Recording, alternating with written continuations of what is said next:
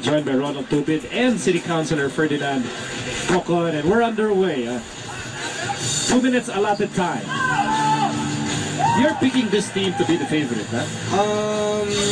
Tama ba? Pwede. Pwede. Kasi ang nakita ko, si Dick Bachman nakamaong din. Which is a handicap. Oh, difficult. May degree of difficulty. But he's a very good shooter. Dick Bachman, part of that Grand Slam Alaska team.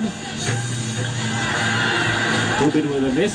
Here's Councilor Cocon for 3. No. They cannot move on to the next spot if they don't convert on this spot. And ayun yung nagpapabagal. correct, oo.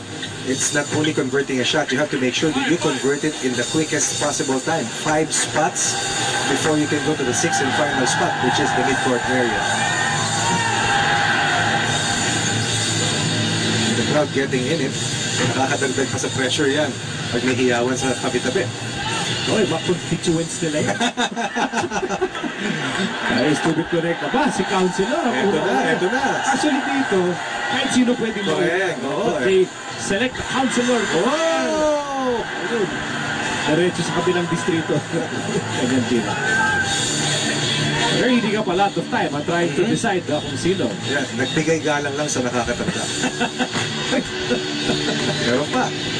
Pwede pa.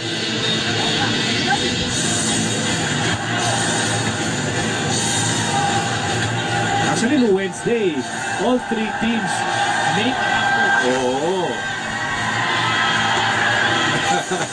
The crowd egging on our City Councilor Ferdinand Cocon. Oh, the buzzer! I told you. You did say that Dicky was way ahead of his time. Way ahead of his time. He was a big man who could shoot that outside shot. Akala ko sinasabi mo dapat dati palang coach na lang. Ay, husay naman lang.